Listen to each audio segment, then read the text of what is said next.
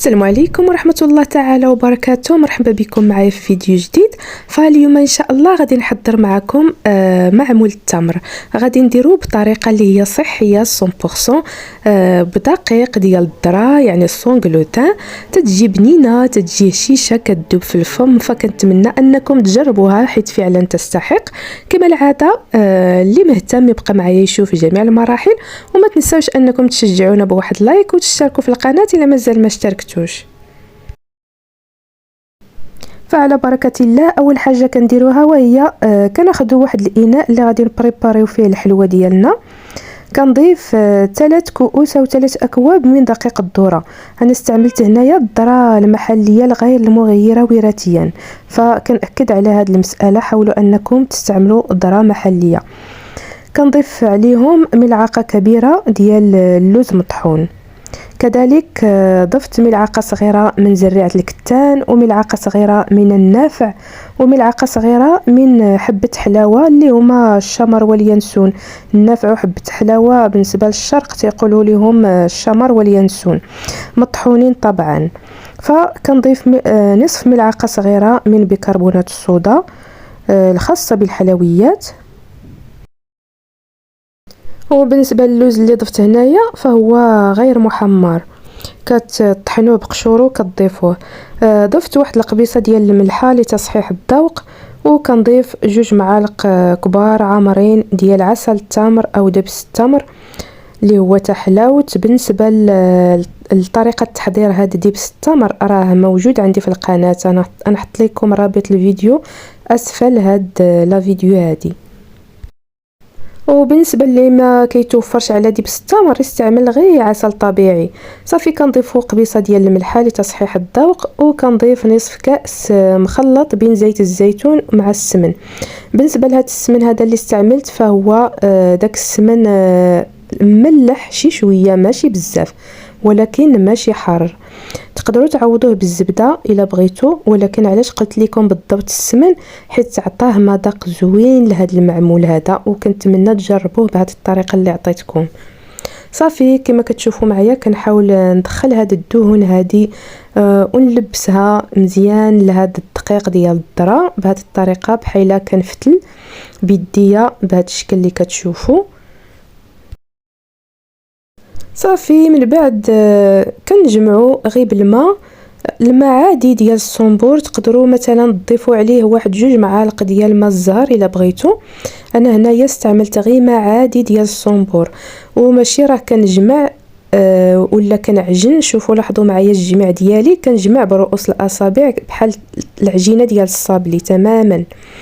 وبالنسبه للتكستور ديال الذره ديال هاد العجينه هذه فهي خصها تكون رطيبه، لان الذره كيشرب دغيا كيشرب.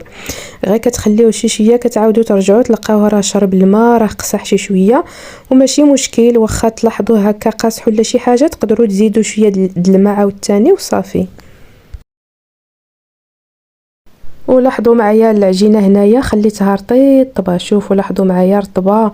وبالنسبه للجمع طبعا راه ما غاديش تجمع لكم الذره، غير ما تسناوش انه غادي تجمع لكم حيت كيكون بحال السميده يعني بحال الحرشه تماما. صافي هنايا لاباط كنخليها ترتاح، وكنجي باش نحضر العجينه ديال التمر. بالنسبه لهاد التمر هذا اللي كتشوفوا هنايا فكان عندي بقالي من دبس التمر فاش حضرته، كنت حطيتها في المجمد. صافي حتى بغيت نحضر بها الحلوه وانا نجبدها. نتوما تقدروا تاخذوا غير التمر هكا تفوروه حتى يرطب مزيان واستعملوه. ضفت له هنايا فقط غير شويه ديال القرفه مع شويه ديال السمن. تقدروا تضيفوا حتى ماء الزهر الا بغيتوا، تقدروا تضيفوا مثلا شويه ديال الزنجلان ولا شويه ديال حبه حلاوه والنافع اللي يعني نتوما اللي بغيتوا. انا هنا كما قلت لكم اقتصرت غير بالقرفه وبالسمن. صافي كنشكلها كما كتشوفوا على شكل كرات بهذه الطريقه هذه. صافي من بعد ما شكلتهم كاملين كما كتشوفوا رجعت لهاد العجينه ديال الذره، لقيتها شي شويه قاصحه فضفت ليها غير شويه ديال الماء وصافي. كما قلت لكم في الاول الذره دغيا كيشرب الماء. صافي كناخذ هذا الطبع هذا هو باش غادي نخدم المعمول ديالي.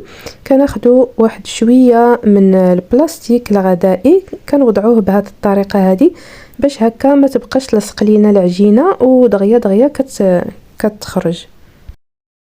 بالنسبه للطريقه اللي كنصاوبوا بها المعمول فسهله. كناخذوا واحد شويه ديال العجينه، كنوضعوه بهذه الطريقه هذه من بعد ما كنكونوا فرشنا داك البلاستيك الغذائي باش دغيا كتخرج لينا.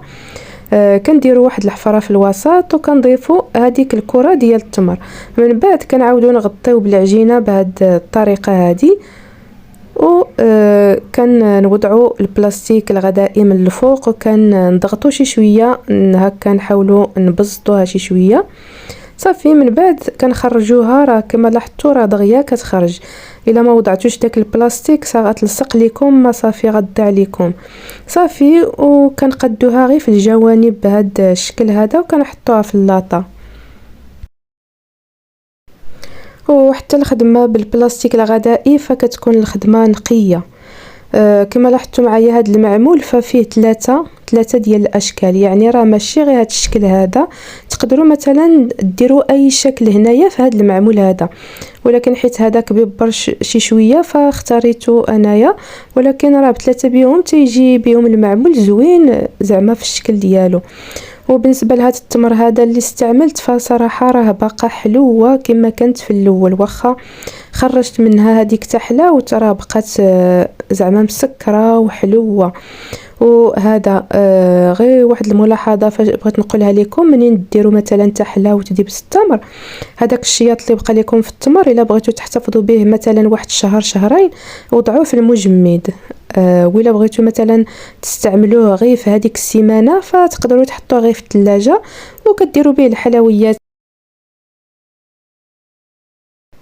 من بعد ما عمرت اللاطه فدخلتها للفران على درجه 180. تقدروا نتوما ديروا حتى 160 كاع، لان الضراره دغيا كيطيب باش ما يتحرقش ليكم. وخدمت له المروحه باش هكا يتحمر في جميع الجوانب. المهم كما قلت لكم راه دغيا كيطيب. هذا هو الشكل ديالو كما كتلاحظوا، راه تيجي فتي عرفتوا، راه غير قست وحده هكا غير بشويه وهي تفرتت. لاحظوا معايا راه عرفتوا راه كيدوب في الفم.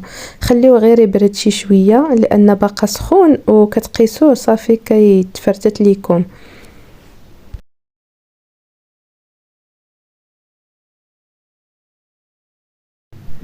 ومن بعد ما كيبرد طبعا راه نتوما كتزينوه بالشكل اللي بغيتو. انا اختاريت انني نزينو بدبس التمر تحلاوت. تقدروا تزينوه مثلا بالعسل بالكونفيتور، يعني اي حاجه نتوما كتفضلوها، ولكن من الاحسن تكون طبيعيه. حتى الا استعملتوا المربى استعملوا مربى طبيعي باش هكا الوصفه كتجي صحيه وطبيعيه 100%. صافي ومن بعد ما زينت بتحلاوت رشيت بشي شويه ديال البيستاش اللي هكا هرمشتو.